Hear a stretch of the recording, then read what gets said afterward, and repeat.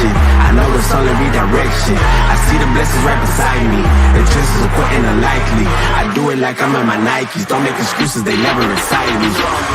Boxes, boxes, I cannot fit in the boxes. Stop it, quitting was never an option. Exhausted, this passion is never exhausted. And you cannot stop it, nah, you cannot stop it. Yeah, buddy, how you doing? Good morning. Welcome to another episode of the Knicks Morning Brew. Before we really kick off, gather your furniture, check on your family. We've got areas in New York, New Jersey, North Carolina, earthquakes popping up, people shaking, people waking up and saying, I didn't even feel anything. You got others bugging the heck out. I figured out what it was, Ron. Before we start the show, I figured out what it was. Aaron Judge, opening day, he just threw the gavel down, bro. He's like, bam, court is in session. Shit was shaking everywhere. People are going nuts. Good morning, Ron. How you doing, bro? Hey, man, I'm good. Happy to be here. How you doing? Yeah, happy to be here as always. Good to see you and Eddie. Appreciate y'all. Shout out to the whole Knicks community, the chat. What's popping? What's good? What up, Eddie? How we feeling, bro? Man, feeling all right. Good win last night, big comeback win. I thought it was a much needed victory for the Knicks because I think if they would have lost that game last night, I think fans would have been jumping off the edge, even worse than they were yesterday morning. So I think that was a much needed win. Yeah, facts, bro. And, oops. Sorry. So I was going to say, yeah, I mean, we'll jump into the game. We got our boy Dexter Henry is jumping on the show with us here in a second. We'll do a quick roll call. But seriously, guys, all jokes aside, hope everybody's safe. I know everybody's like refreshing and checking like to see if everybody's good. So hope everybody's safe. Couple of shout outs. We got the roll call. Adios is in the building. Otherwise, good morning. Wilson Deng. I don't know what it is. I love when he shows up. I just love saying Wilson Deng. Good morning. Salute to the earthquake. How you doing? Teresa T. Oh, shit. Oh, excuse me. Oh, snap. Teresa, don't you go on walks at 11 a.m. during the Knicks Morning Brew? I want to know how your walk is going. Did you feel a little dish? Teresa T, salute. Everybody salute the earthquake. Double A is in the building. What up, bro? This guy, he's my brother. Real life. Phil's in the building. Future 4.8 earthquake in New Jersey is wild. I know, bro. Like, you should see the text messages. I know you guys are getting them too, right? Like, where's an earthquake? Oh my gosh, things are going on. Cheesy Soul Cakes, what it do? What up, Petruzzi? Appreciate everybody rocking with us. If you know the routine, smash the like, hit the subby, all the good stuff.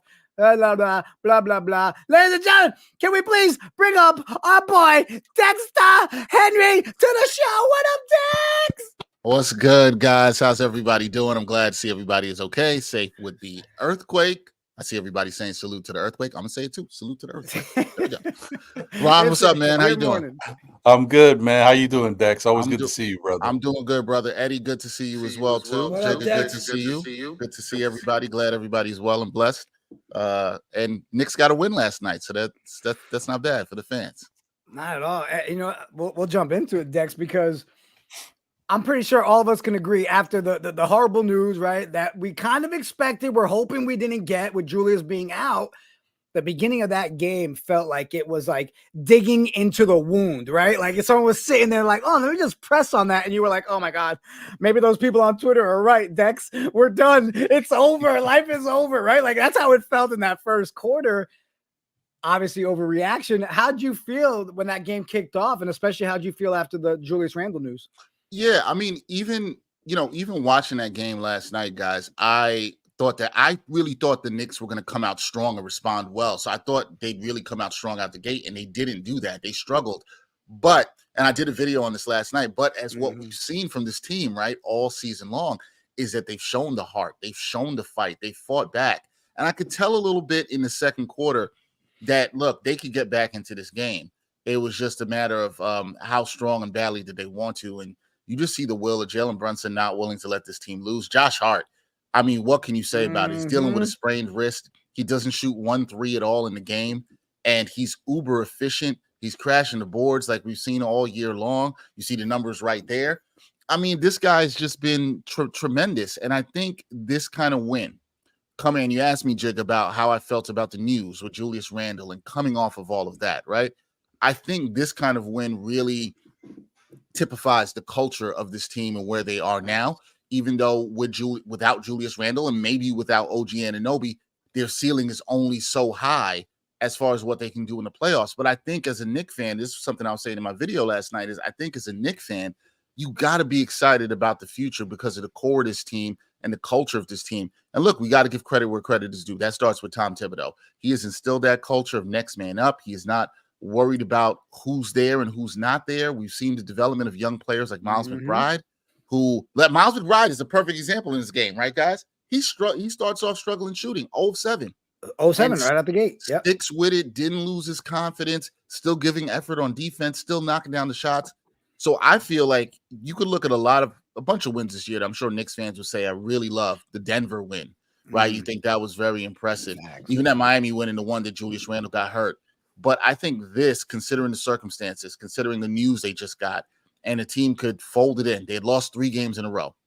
This is a really impressive win for me in terms of what this team could do. And I'm sure we'll get into what we think they could do in the playoffs. But man, I was impressed with the response yesterday. I thought it was a really good response by the Knicks. Yeah, 100%. Ron, I'm going to toss it over to you, bro, because again, you look at the beginning of that game and you then get to that second quarter. I love what you said, Dex, when it came to Deuce. Because even Deuce on that 8th shot, when it went in, he kept the hand up. He just shook his head like, thank you, Lord. It finally went in. But I love the change in, hey, you're letting him be out there and try to find his shot, right? And it goes back to what you said. Everybody with Tibbs doesn't develop. McBride's developing. We're seeing it firsthand. Ron, how'd you feel last night, bro? Yeah, I'm not going to lie. Initially, I was... I'm a very positive Knicks fan.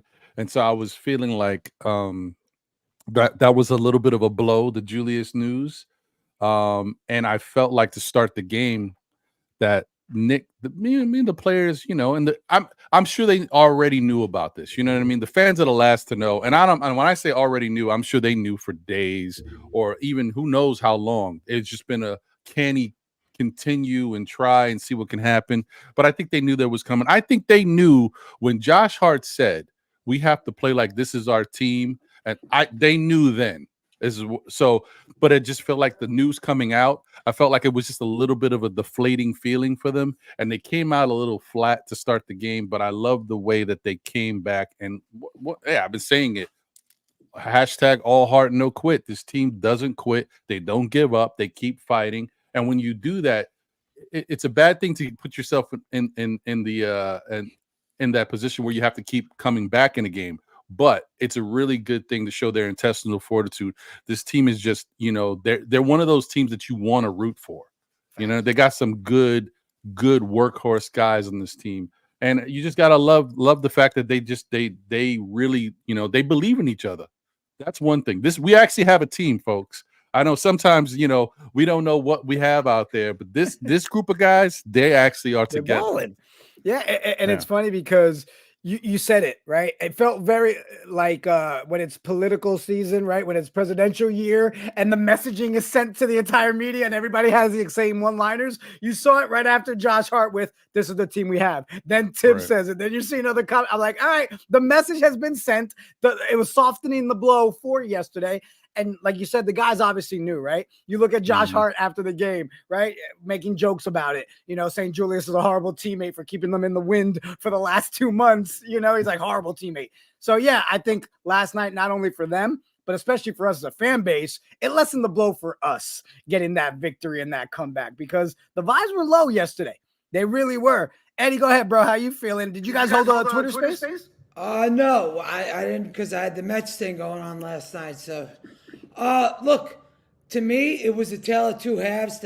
First half we went down by 21, and then Brunson hit that 3 to end the second quarter and got the game within 8. And then the second half came, and the Knicks just went absolutely nuts. You saw the defense. We saw the Villanova boys. Knicks shot 63% in the second half. That's amazing. That's absolutely amazing. You don't see that so much with the Knicks. And then they were a plus 20 in the points in the paint. So I give the Knicks a lot of credit for that second half. They could have folded, be like, yo, we're done, Julius out. But they didn't. They didn't quit. They kept on going at it. And to shoot 63% in that second half and to go out like that to me shows all their heart and all, how much hard work they've been doing the entire season to keep themselves in the game. So shout out to the Knicks and the whole organization for coming through with that win. Yeah, bro. I mean, let's be real. Let me mute. There we go. The Villanova boys combined for 87 points as the Knicks faced a 21-point first half deficit versus the Knicks to get the win. We're still all in on the Villanova squad, aren't we, Dex? Yeah, I know the fans are for sure. They're all in. Look, I think that one of the things that's underrated, and I was thinking about this even when Dante DiVincenzo, when they made that signing in the summer, is that, look, man, connectivity matters. We talk about continuity. That was a big buzzword around the team. Media day heading to training camp, but connectivity matters. And you see how Hart and DiVincenzo are so well connected and know how to play with each other and be in the right spots. And that stuff really matters in terms of building culture as this team goes forward. And those guys play hard for each other. You can really see that on the court, man. Villanova boys doing their thing. So, you love to see it. I think Knicks fans have to love to see it. I just think, and I'm sure you'll see this in the chat, Knicks fans got to be proud of this team. I think it's a team. I don't know if Ron said this. I can't remember who had said this, but it's a team you could really be proud of, and the fans really can get behind. And I think that's really true. It's just the way they play. I think it embodies New York. If you're a New Yorker, you understand exactly what that means. And I think they do. They play hard. They play scrappy. And to me, there's still no reason this team can't win a first round series still, in my opinion, even with what they have now. They're going to need nights like they had last night where other people step up. I even think Bojan Bogdanovic, his 12 points off the bench was huge because he has been on a milk carton the last couple of weeks. So him doing that, I think, was really, really important. They're going to need that. Alec Burks, I don't know where he is. But he doesn't know where he is. I'm not sure either. But they're going to need those kind of contributions. But the way this team plays, I mean, why should anybody be shocked?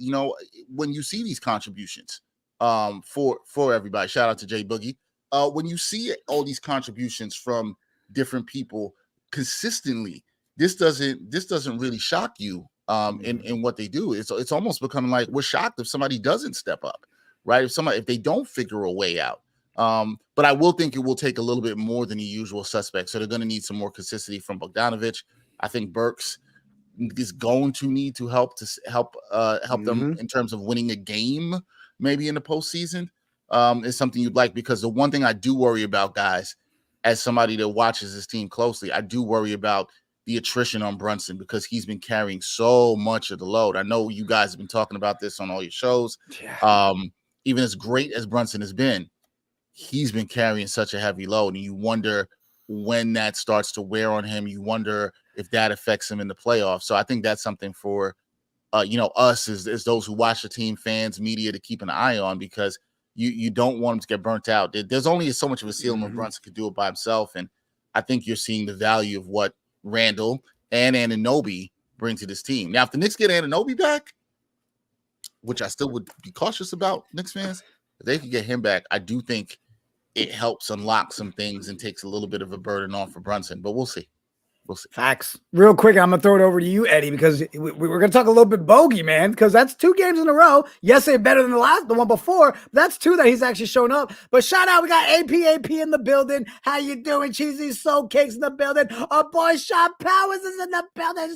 Salute. Appreciate everybody rocking with us. We got a little over 170 in the building. If you can, smash the like, hit the subby, all that good stuff. Eddie, talk to us about bogey. Listen, Bogey, one of the better games, last 2 games. We're seeing him coming around and starting to get into rhythm. I think he was 5 of 7 last night, 2 of 3 from the 3-point line. So we're going to need Bogey to keep this up. One of the recurring themes was over the last, couple games, the bench has been getting killed. Last night we got outscored again by 24 points. Once OG comes back, we're going to need this bench to start producing a little bit more. We can't be getting outscored by 20 points, 18 points every game. We need them to cut into that, because if we're going to win a playoff series, we need everybody on this team to contribute. And it starts with the bench. And to me, it starts with Bojan, because we traded for this guy. He averaged 20 points a game in Detroit. He needs to do that here now. So I think it's, about time after OG comes back, this bench has to step up. And I think they will with OG. I really do. Do I think they're going to be able to, give you 30 points a night? I don't. But if they could give you 25, 27, something like that, I think the Knicks would be in better shape. I agree with that. Sorry. I meant to mute you and I forgot. Ron. Yes, sir. Bogey. Providing some help off the bench, right? First game, I think he didn't look like he belonged at the rec center at the Y with all, with all the dads that I know over here in North Carolina. How'd you feel about Bogey last night, bro? Well, I've been one of those people that has been in Bogey's corner for quite some time since we got him. I was really happy that the Knicks actually did pursue him. But I understand that Bogey's a little different than what he used to be. You know what I mean? He is older, 34, 35 years old. And the Knicks have to treat him as such. So therefore, which is not one of the easiest things for Tom Thibodeau to do. I've complained in the past that sometimes Thibodeau is not necessarily the coach you look to get easy baskets, like back cut screens and different things of that nature when guys aren't going well. And I think that's the type of stuff you need to do to kind of help continue to unlock Bogey. And Bogey's a good shooter, so he really fits that profile. You can get him off a curl, get him off a back cut, a screen, stuff like that. And he'll knock it down as long as he starts to develop the rhythm. So if the Knicks can work that way, and Bogey can feel like I definitely think now with the Julius news, Bogey's emergence is going to happen. The Knicks are going to need him. Yeah, he's not the defensive answer, but he could be the offensive answer. Some way, shape, and form when teams start to bog down and double up on Jalen Brunson, we need guys to step up and knock down these shots. You need your shooters. So, and Bogey is, he's one of the better shooters on this team. I know sometimes it doesn't look like it, but I'm just saying the Knicks fans haven't seen enough of the good Bogey yet to really say that he's trash or he's this. I've seen enough Bogey in my lifetime to say, oh, this dude is nice when it comes to shooting. Right. So just got to give him some time, man. He's got the goods. He just is, he's just a little slow around the edges, But but like you said though, at least now he has no choice. We need you to step up. This isn't we need you to. Right. We need you to be the piece that we hoped for coming off the bench when we traded for you in the first place. So again, small sample these last 2, but headed in the right direction at the right time before the playoffs. But Dex, you brought up Brunson. Oh, sorry.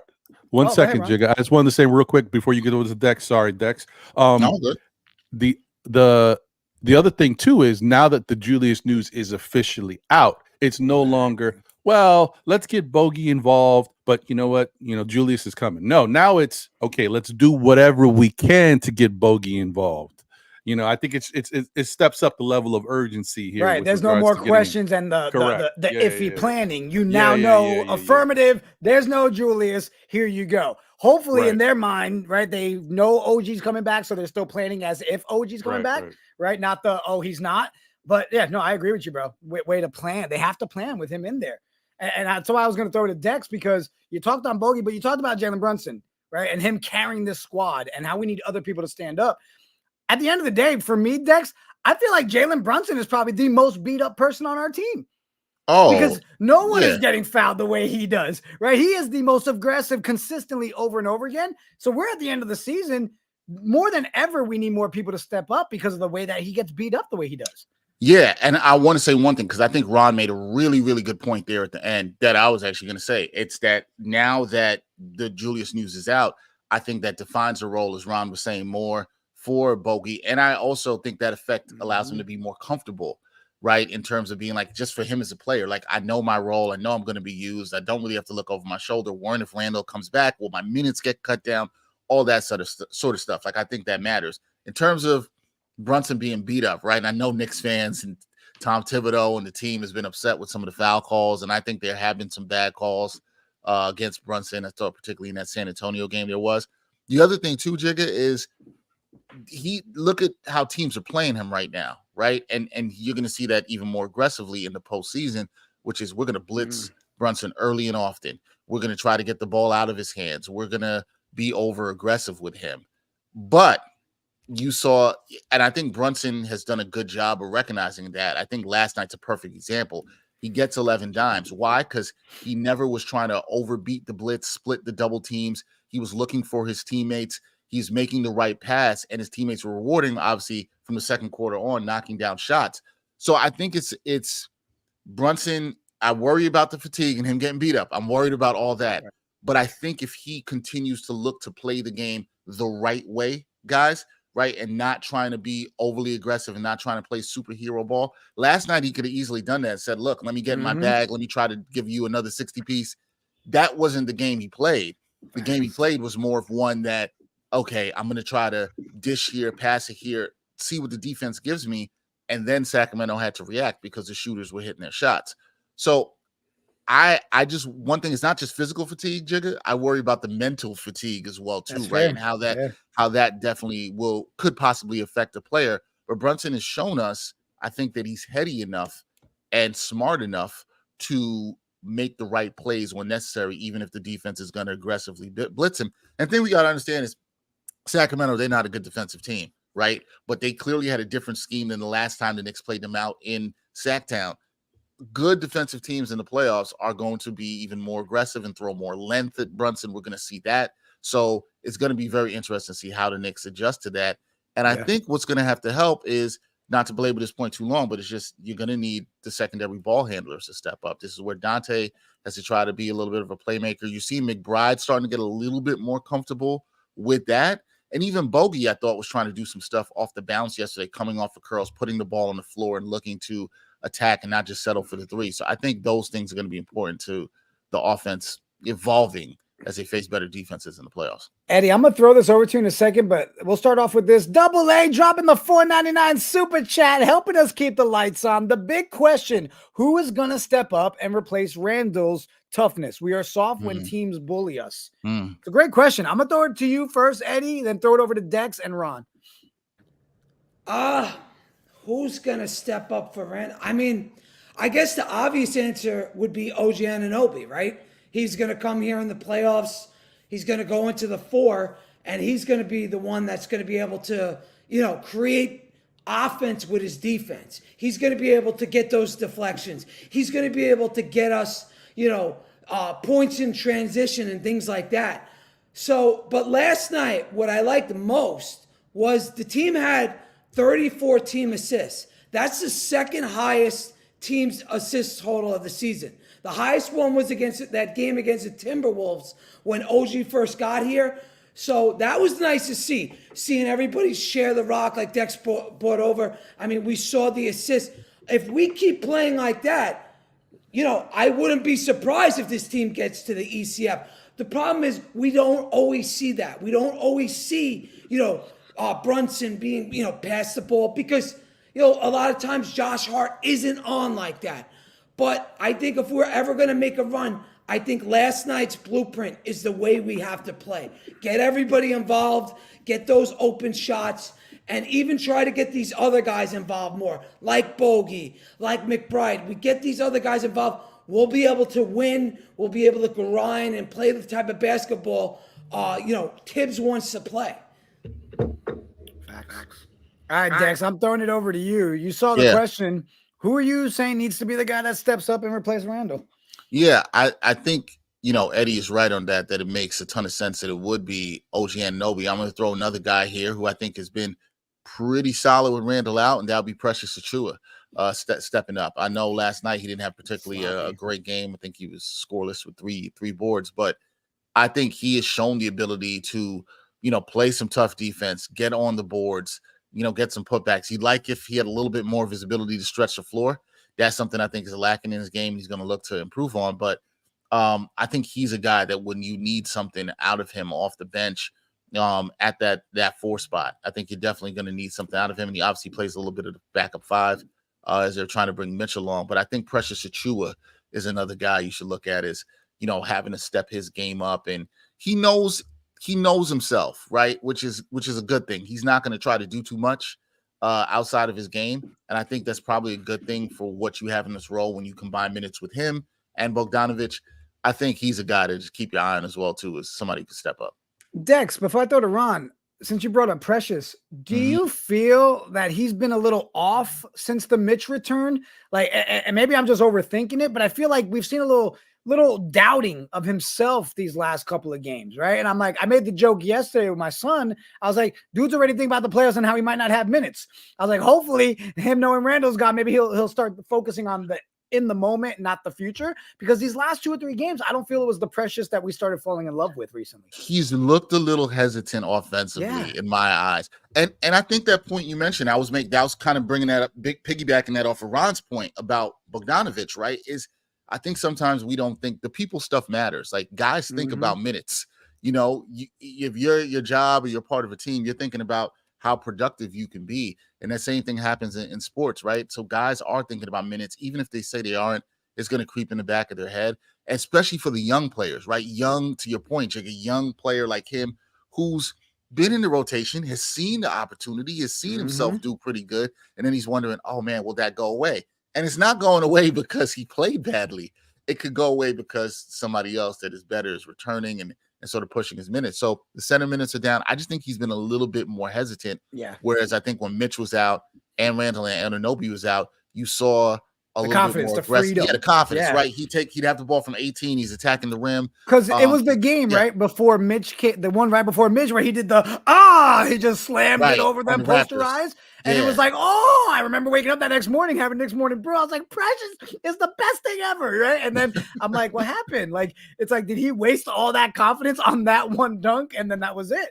So yeah, I agree with you. I hope he is that one that steps up because he's a dog for us, man. And we started off the season when we got him joking about, man, this man ain't from the Bronx. This man, he's a wine connoisseur. He ain't got no, grit. And now I'm like, come on, bring that grit back. Yeah, thanks for answering that one, Dex. No problem.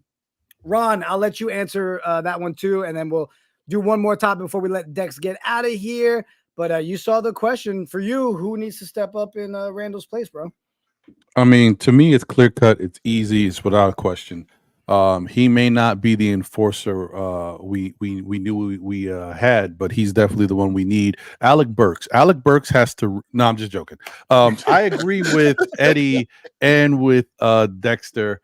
I think OG is someone who is definitely gonna be a big part of stepping up to give us a little bit more toughness once he's out there on the court. He just does it with his play normally. He's just a tough guy. Like as far as the way he plays, I'm not saying he's a rah tough dude, but it's just how he plays. It's really quick. It's physical. It's active. It gives you that level of toughness, right? And then Precious, I agree too. The only thing I would say about Precious is Precious has to get over that thing. He doesn't have to go don't be a tough guy because you're in New York, but he has to get over that thing, right? He's got to understand, I'm here in New York. I'm on this team. We have a chance to do something special, and guys need to step up, and I need to be a part of that. And when I play my boys, I don't care if they're my boys. We are out here to do a job, and I got to be, because I didn't like the way Precious was playing against Miami, and I know he has some relationships over there, and I think that's part of the reason why because we were getting punked, and Precious is definitely one of those guys I don't see getting punked. But he was a part of the crew getting punked too. And I'm like, sometimes them relationships cloud you, man. You got to get out of that. It's a basketball game. You can shake hands after. We'll talk. We'll go get a drink. But yeah, that was a good game. But it's got to be. It's the same way we used to see back in the day when, it went a little left. The way Larry Johnson and thank you, Alonzo Mourning used to be. They were great friends. Maybe at a certain point when it got really crazy, it started to change. But they would play very physical on the court, and then off the court be great, because that's what the game dictated. But honestly, the guy I think that should be able to step up and give us a little extra toughness, and I've already seen it. I think we could all attest that we've seen it in him with the addition of having a healthy Mitch. I think it's Hartenstein. I think Hartenstein could step up and give us a little bit more tough. He could take a little bit more liberties knowing that he's got Mitch there. Now, if Mitch wasn't there, he's got to be a little bit more careful. But with Mitch there, you could get a little bit more physical at certain times. You get a little bit more aggressive, with your defense. So I think those are the three guys that I would, circle and look at. How you like that, Double A? The $5 super chat. You got a whole panel of answers. All right, Eddie, you want to say something? Then go ahead. I wanted to ask Dexter. Dex, if it was up to you, who would you like to see the Knicks face, like in order of teams? Who would you like to get in round one? So we're going between Cleveland, Indiana, and Orlando choosing from that group. Yeah. Whoever you think would be like Cleveland, Indiana, Orlando, Miami, like those type of teams. Like who would you want to see the Knicks face in like that order? Like in that order. Yeah, got you. I would say the preference of facing, if I was the Knicks, I'd probably say Indiana. Then I'd probably go Cleveland. Then I would go Orlando, and then last team I don't want to face is the Heat. In that order, the last two and I'll give my reasoning for that with Orlando and the Miami. Those teams much better defensively. We know also how well coached the Heat are. I know Knicks fans hate him, but you got to respect Spoelstra and the job he's done and how well coached they are. Indiana is, they want to run and gun. And I think they played right into the Knicks' hands, who are much better defensively, can slow the game down. Inexperience could grind them down. I think the Knicks just have Cleveland's number. Even if the Knicks don't have Julius Randle, I still feel good about them going into that series against Cleveland. Even if they don't have home court advantage, I still feel pretty good about them going into that series. I just think they play Cleveland very physical. I don't think Cleveland's that physical. So, yeah, Orlando, I saw somebody just put up the order there, and I understand why somebody might put Orlando number one, because they're like, look, they don't have the experience. They haven't been there before. Someone like Cleveland has. I can understand that point. I love how they've been coached and their togetherness defensively, so they scare me a little bit more.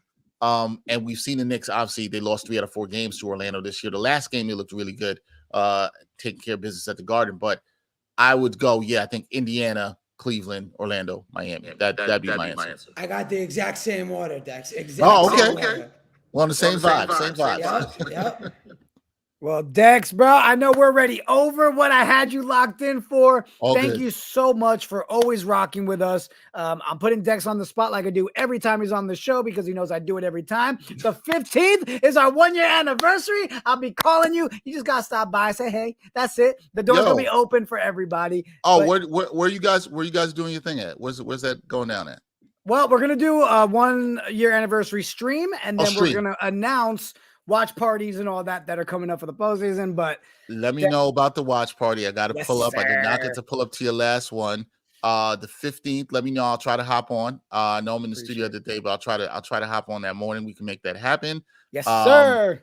I want to just shout out you guys for what you do. It's great. I want to shout out Ron for what he does with Still Knicks fans. I know that's great. Ron, I'm gonna hit you up because we got to get you in studio in a couple of playoff time. But I was waiting. I was saving you for playoff mode. Just want to let you know. No, I appreciate you, brother. Ron. I was waiting. Playoff Ron is what we got to have. So Ron is going to be coming and kicking it with me soon on New York Got Game. We're going to get that done. But just want to say appreciate all the Knicks community. A lot of support.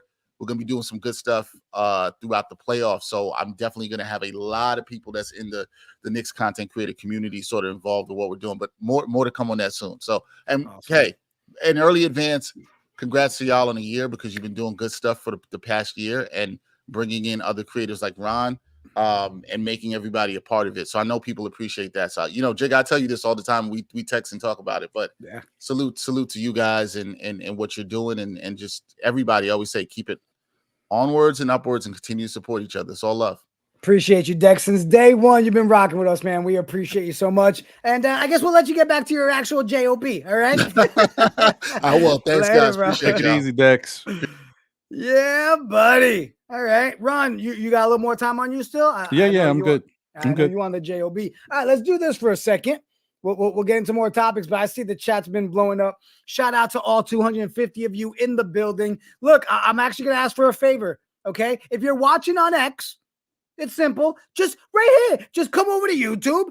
Just take 2 seconds. Hit the subscribe. Hit the like. It helps us continue to grow. Appreciate everybody's rocking with us. Let's do a little updated roll call. What do you think, guys? We got all kinds of people in here. Holy shnikes. Edge, how you doing? 305 Raider. He says it. Only 38 likes in here. Let's even go. Come on. We got over 250 people in the building. Teresa T, Alla Wise, Nick, Yak, Double A, Cheesy, CT, Sue Neal. Our boys over at the Nick of Time. Let's go. Yes. I'm living right there. You see it, Ron? Ron on New York Got Game. Let's go. Double A with another $1.99 super chat. You made Closet Magic fan Eddie happy with Dexter's answer. Well, it was Dexter had the perfect answer, brother. And Dexter's 100% right, by the way, on who he wants to face. He's 100% right. I love that Double A.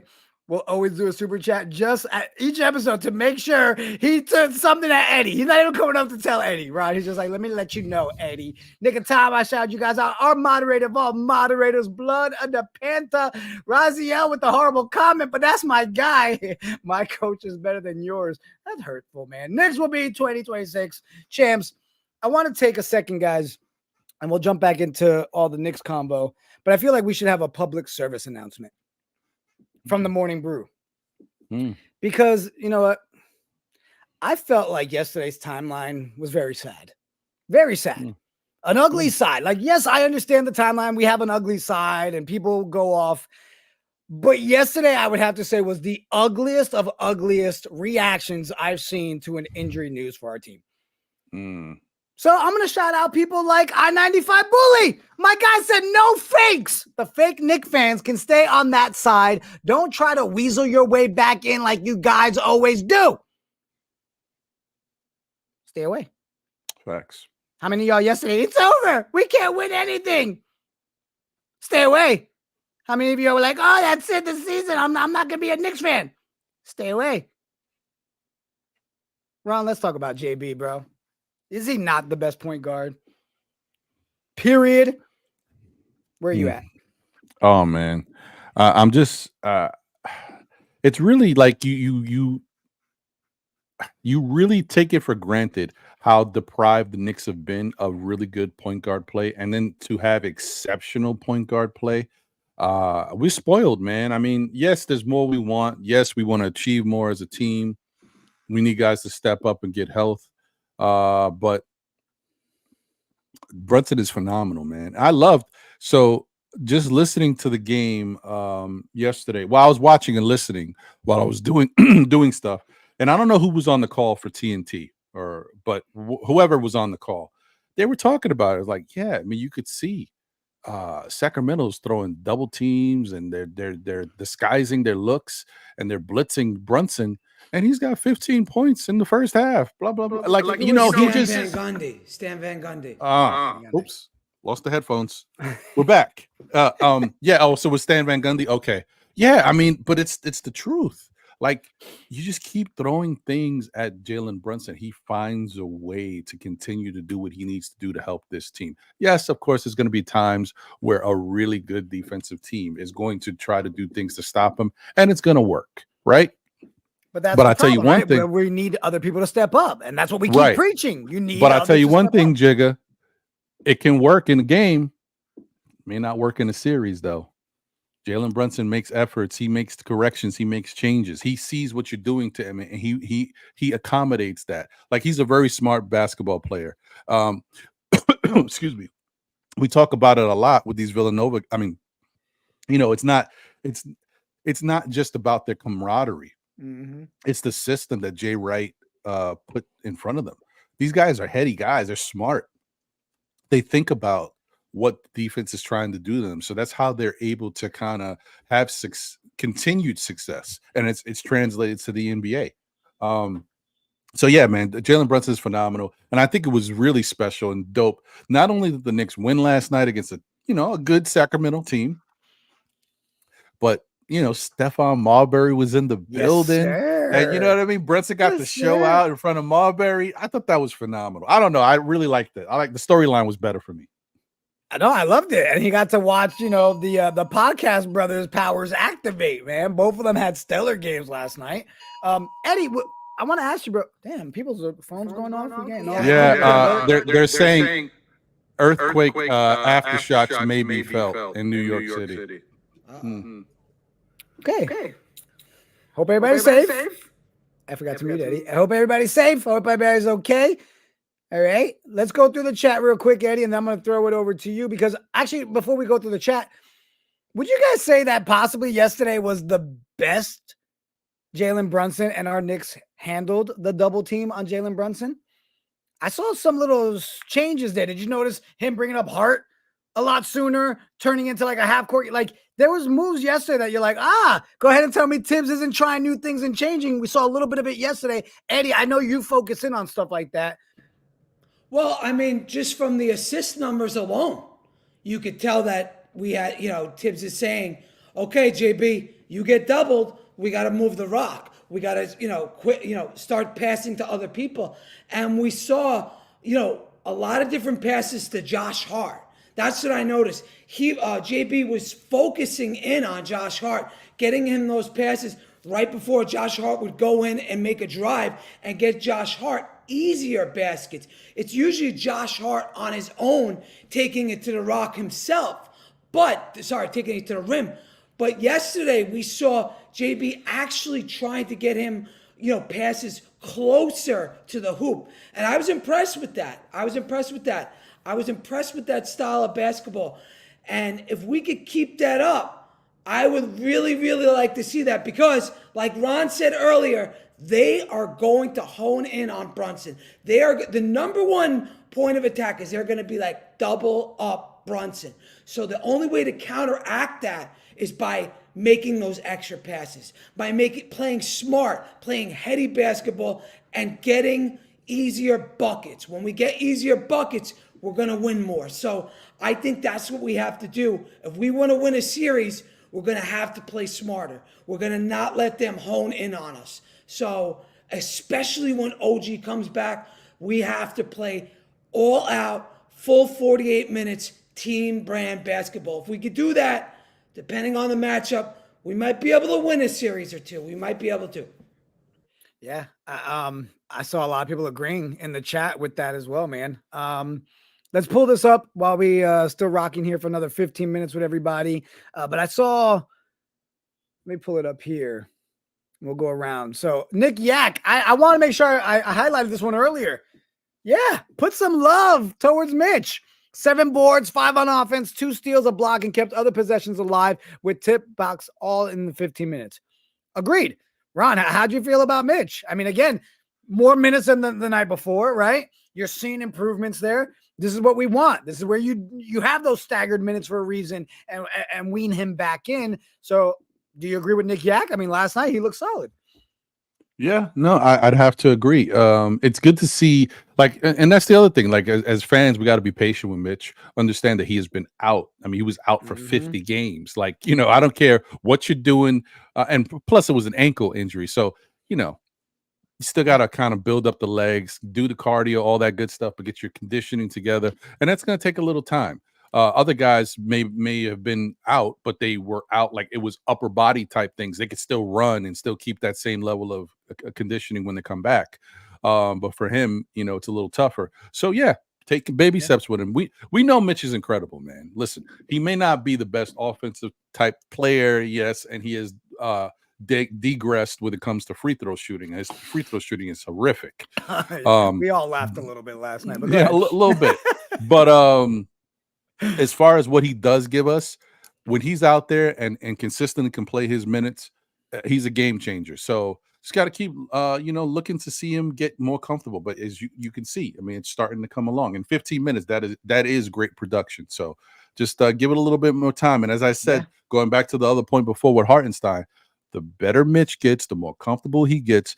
I'm telling you, I feel the better you're going to see Hartenstein get, because he's going to be able to take more chances. And if they get OG back sooner than later, they both are going to start doing some fantastic things out there. So we've preached about it, right? Seen both of them healthy in there. I love also seeing reports.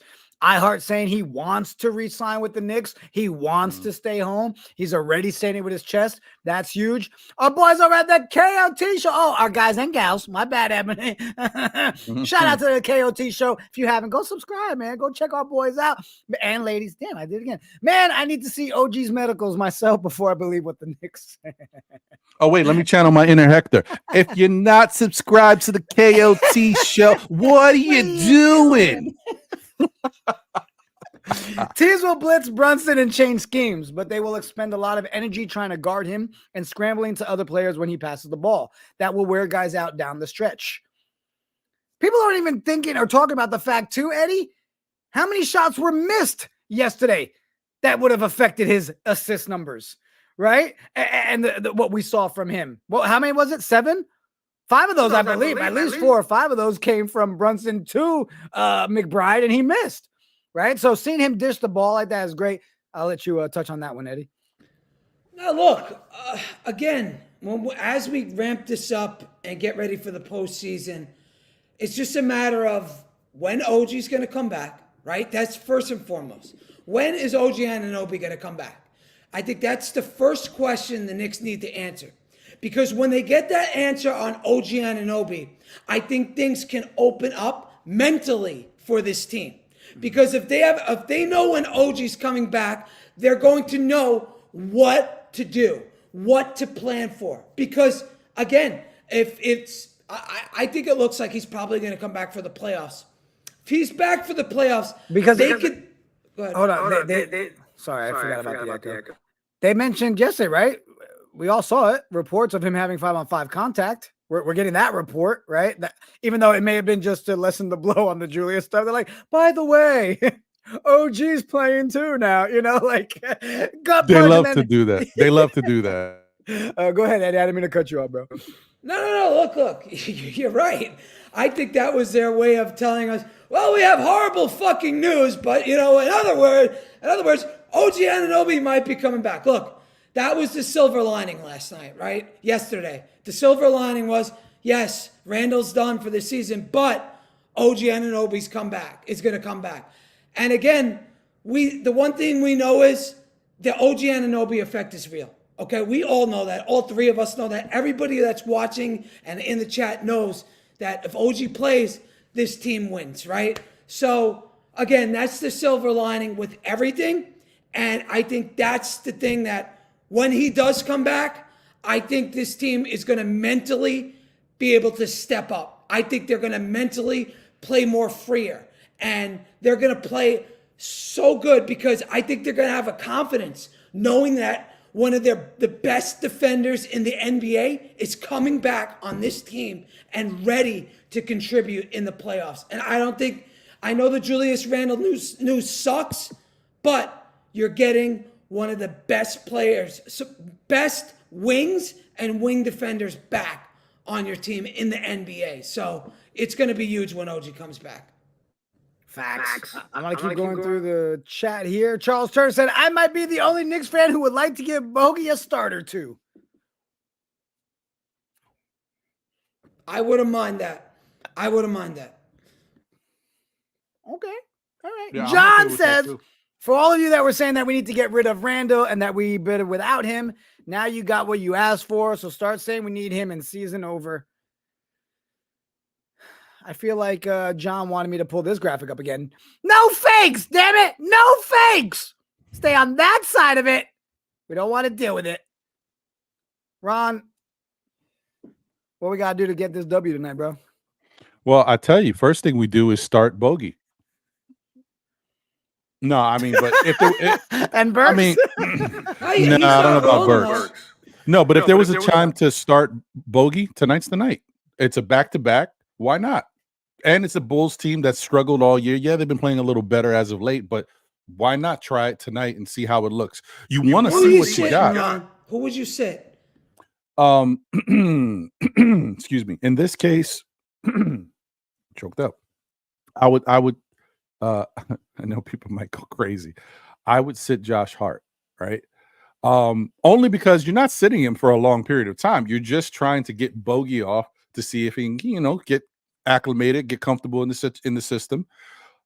And then, we're talking maybe 4 minutes, 5 minutes into the game, depending. If Bogey's playing well, then no, you figure it out. But 4 or 5 minutes into the game, you bring in Josh Hart. That's it. It's just to get Bogey out there with the starters, get some plays run for him, get some comfortability. You know what? Another way to look at it is start getting Bogey's shot and comfortability going in the first quarter, because you're going to need it throughout the game. Why try to get him going later in the game and hope he gets it? Get him going early so that you have that later, because all he needs is to get some shots, see some shots going in the rim. And we've already seen when Bogey's on, we've seen him, he barely misses. So I would just it doesn't hurt, and it's against a Bulls team on a back-to-back. Give Josh Hart a little extra rest if you can. Why not? Yeah, look, I mean, Bogey's a guy in Detroit. He averaged 20 points a game when he was starting. He was great. If ever there was a time to start Bogey, tonight would be it. I know the chat's going crazy, sit Josh Hart, but really, does Josh Hart really care whether he's coming off the bench or starting? I don't think Josh Hart cares at all. He's the biggest team guy in the NBA. Why would he care? Again, Bogey was probably bought here as insurance for Randle to begin with, because I think they knew how serious this injury was. So, if anybody needs to get going, it's Bogey. I think it's a great idea, Ron. I think you have nothing to lose, man. I really do. And the other thing too is, you got. I see people in the chat don't look at it so apples to apples, like personal. Yeah, well, yeah, but the other thing is it's not as crazy as you think, right? You bring in Bogey, he starts the game, he plays 5 or 6 minutes, if that, whatever, to start, right? But then with the power of the rotation, Josh Hart comes into the game, and Josh Hart may never even have to leave the game. You can understand what I'm saying? We've already seen how Tibbs uses his rotations. You move things around. Bogey can still come back in the game and replace someone else later. You know what I mean? Just because you're starting somebody, we've talked about this multiple times. It's not Josh Hart could sit the first 6 minutes of the game and then still wind up playing 38 to 40 minutes. You know what I mean? It doesn't make a difference. And Ron, our bench has been getting outscored almost double every single game since the San Antonio game. If there ever was a time to get this bench going and create this bench, last night we got outscored, I think it was 38 to 14 or something crazy. So what you're saying makes total sense. We have to get this bench unit going and be able to score some points. And maybe by bringing Josh Hart off the bench, maybe that's the way to do it. I have no problem with what you're saying. I think it's smart, if anything. And I don't think Josh Hart's going to care. I don't. One more thing. And you want to read that first, Jigga? Boy, Salve. Bogey started would give much needed spacing in the starting lineup. but defensively maybe a little bad, but he will relieve some pressure off of Brunson. Right. So the other thing too, guys, is if it ain't broke, don't fix it. But how do we know what's broken, what's not broke? I mean, we lost 3 games recently. Last night we won, but everything was working.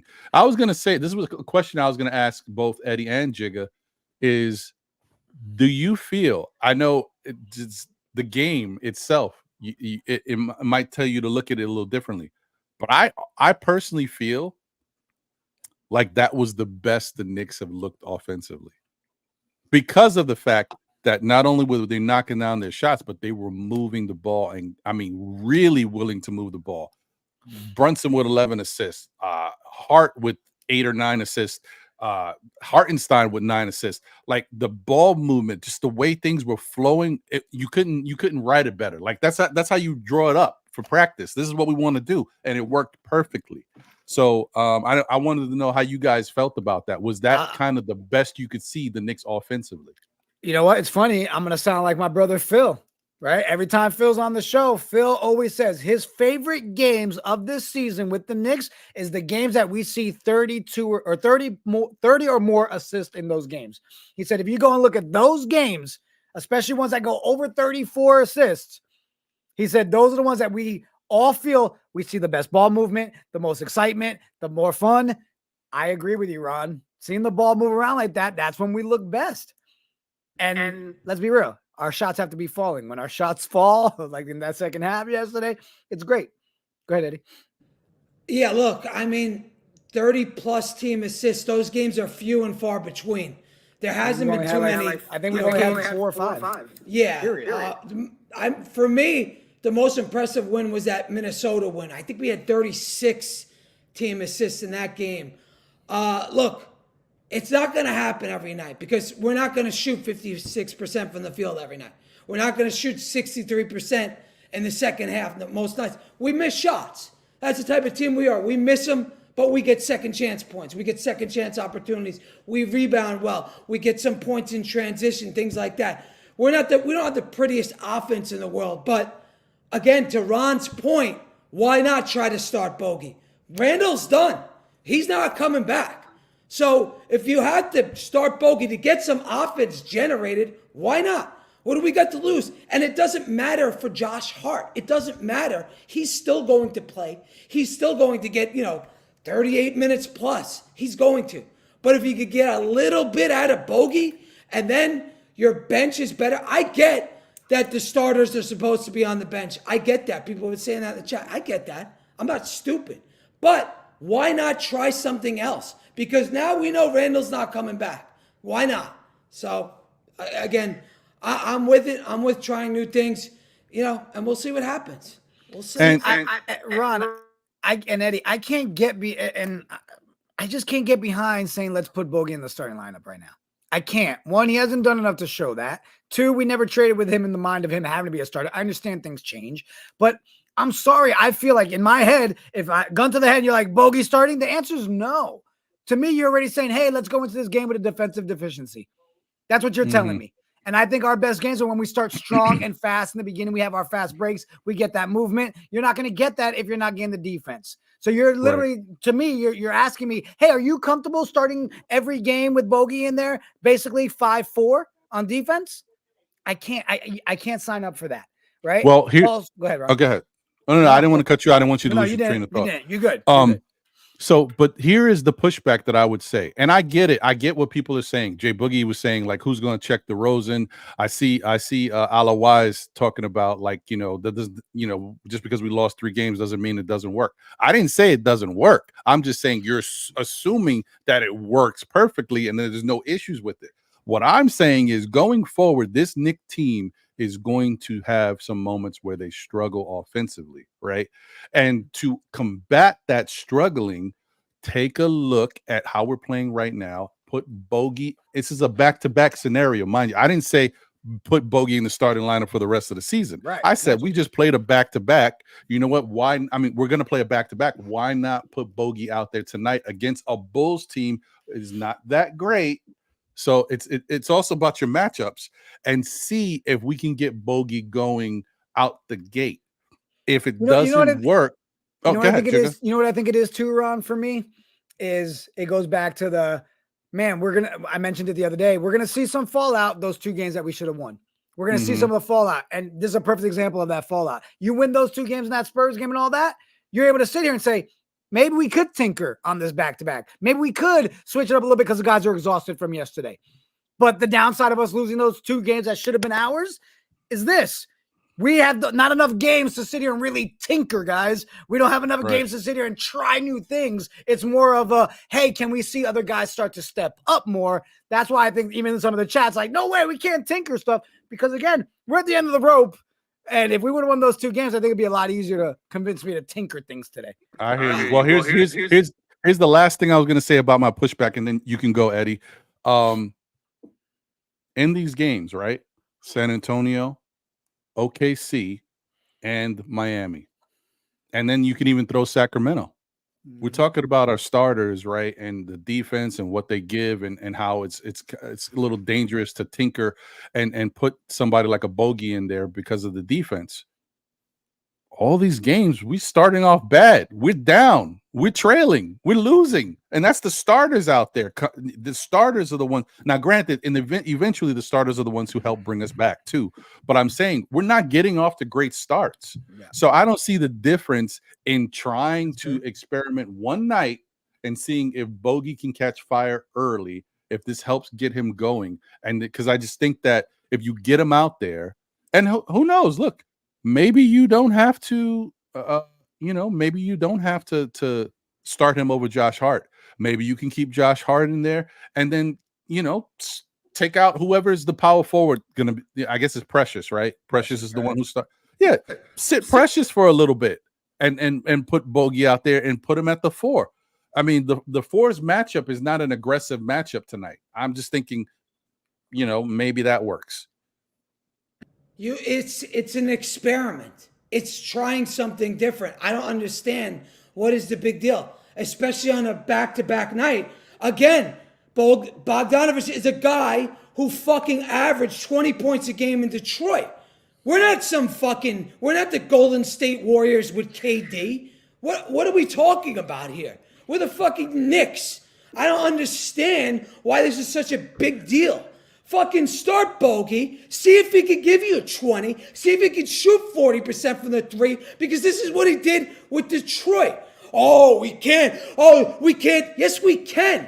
Yes, we're in the hunt for the playoffs. I understand that. But you can make adjustments because our second best fucking player is out for the season. And one of the reasons we got this guy was an insurance policy to Julius Randle. Whether you like it or not, he was an insurance policy in Leon Rose's mind. So why not give him a chance to start at the 4? You can still put Josh Hart at the 3. You can take Miles McBride out and then bring Miles McBride off the bench. I don't think it's that hard. I don't think it's that big of a fucking deal. So I don't understand why people are so fucking mad. You should start him. See what you got. Is a guy averaged 20 points. A 40% three-point shooter. Oh, he plays defense. Look at fucking Randle half those games when we went 15-2. Get the fuck out of here. I love that. This chat is like, yes, finally, Eddie's here. It's like he just woke up. Everybody's like, yes, he's dropping F-bombs. He's complaining. Can I just say, with him wearing the blazer, when he said, yes, we can, I didn't know what you were selling, but I wanted to vote for you, Eddie. I wanted to vote for you. I do. Yeah, Nigel's in the chat. Our guy Nigel Downer. What up, Nige? Guys in the chat, lock in today, 2 p.m. Eastern. The pop-off with our boy Nigel Downer, Caleb Pinkett. We got James Woody. We got Gene Fitzmagic, who's off today. Lauren Faulty. Guys, check in. The pop-off is fantastic. All national sports coverage and craziness, and they be popping off at times, all right? They be Is G going to Disney today? Probably, right? Disney's more important. Guys, we're going to keep this one short today. Obviously, earthquakes, a lot of stuff going on. It's Friday. We got doubleheaders. We got Hector's going to go live in a little bit from Yankee Stadium. Just a lot going on. Shout out to all 300 of you that have been rocking with us for the last hour. Shout out to Dexter for coming through and rocking with us this morning. Shout out to Ron, still Knicks fans, hanging out with us all freaking morning. Ron, do me a favor, do the shameless plugs, tell people where to go and how. Hey, bada bing, bada boom. You know what I mean? Well, listen, unfortunately, guys, there's no NBA wrap up this week or no wrap up either. So because the Knicks played yesterday and they play today. Next week, we might try to do it even on a Saturday, just to, whatever. But speaking of Saturday, y'all know tomorrow you can catch me on Know the Ledge when I talk y'all off the ledge. And it sounds like there's going to be some people on the ledge with this Julius talk. I'll be right there waiting to catch you with my big, firefighter blanket. So please calm down. We're going to be okay, Knicks fans. If Bogey starts today and you get pissed off, join Ron and still Knicks fans. Yeah. If it doesn't work tonight, come on the show tomorrow. See Ron, what I mean? Like, it's fine. It's okay. It's all right. We'll be all right, man. But continue to support still Knicks fans. Continue to support the Morning Brew and everything they got going on. It's a great bunch of guys with a great penchant for content. Hey, that was good. I appreciate that, right? Eddie, go ahead, let people know where they can follow you when you're angry. Oh, add Eddie Presti _ and you can see me if you're a Mets fan. Thursday nights 9 p.m. Mets Evening Brew. All right, don't miss that. If you're a Mets fan, hold on, Eddie. What is going on, Double A? Another one. I agree with Eddie at $1.99. Listen. The earthquake must have gotten to Florida and shook the shit out of Double A's brain. All right. Double A get it. $1.99. Appreciate you, Double A. That's our guy right there. I'll do a quick little roll call as we exit, guys. Hector Gaston, appreciate you hanging out with us. Johnny Jimenez. I'm sure that's for you, Eddie. Otherwise, Deuce is my guy, Blood of the Panther. Shandiz, how you doing? CT Pittman, Jory Ortiz, KOT Show, APAP. Nick, you know what, guys? I love every one of y'all. But the good thing about having 300 plus in the building means if I did a roll call right now, we're going for like an hour. That shit can't happen. It just can't happen. Ron, I love you. Eddie, I love you. Everybody in the chat, have a great weekend. Let's go, Knicks. Deuces!